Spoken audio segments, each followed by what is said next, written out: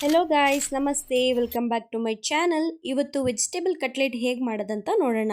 Cutlet ಮಾಡೋದಕ್ಕೆ 5ರಿಂದ 6 beans, 1 carrot, ಸ್ವಲ್ಪ ಬೀಟ್ರೂಟ್, 2 ಈರುಳ್ಳಿ, ಅರ್ಧ ದಪ್ಪ ಮೆಣಸಿನ್ಕಾಯಿ, 3 ಹಸಿಮೆಣಸಿನ್ಕಾಯಿ ಅಥವಾ ಕೆಂಪು ಮೆಣಸಿನ್ಕಾಯಿ ಇಷ್ಟನ್ನು ಚಾಪ್ ಮಾಡ್ಕೊಂಡಿದ್ದೀವಿ ಸಣ್ಣದಾಗಿ.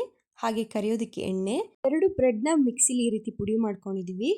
ಹಾಗೆ ಕಾರ್ನ್ಫ್ಲೋರ್, ರುಚಿಗೆ ತಕ್ಕಷ್ಟು ಉಪ್ಪು, 1/4 ಸ್ಪೂನು ಗರಂ ಮಸಾಲ, 1/2 ಸ್ಪೂನ್ ಅಚ್ಚ ಖಾರದ ಪುಡಿ, 1/2 ಸ್ಪೂನು ಧನಿಯಾ ಪುಡಿ, ಸ್ವಲ್ಪ ನೆನೆಸಿ ಬೇಯಿಸಿರೋ ಬಟಾಣಿ, ಒಂದು ದೊಡ್ಡ ಆಲೂಗೆಡ್ಡೆನ ಬೇಯಿಸ್ಕೊಂಡಿದ್ದೀವಿ.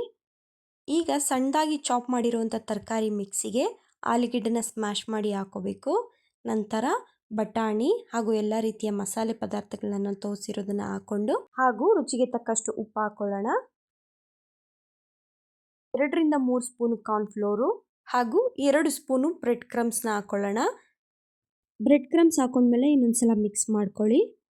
ನಿಮ್ಗೇನಾದರೂ ಈ ಮಿಶ್ರಣ ಸ್ವಲ್ಪ ತೆಳು ಆಯಿತು ಅನಿಸಿದ್ರೆ ಅಕ್ಕಿ ಹಿಟ್ಟನ್ನ ಹಾಕ್ಕೊಂಡು ಮಿಕ್ಸ್ ಮಾಡ್ಕೋಬೋದು. ಫಸ್ಟು ಈ ರೀತಿ ತಟ್ಟಿ ಒಂದು ತಟ್ಟೆಲಿ ಇಟ್ಕೊಳ್ಳಿ. ನಂತರ ಬ್ರೆಡ್ ಕ್ರಮ್ಸಲ್ಲಿ ಈ ರೀತಿ ಉರುಳಿಸಿ ಎಣ್ಣೆಲಿ ಫ್ರೈ ಮಾಡಿ.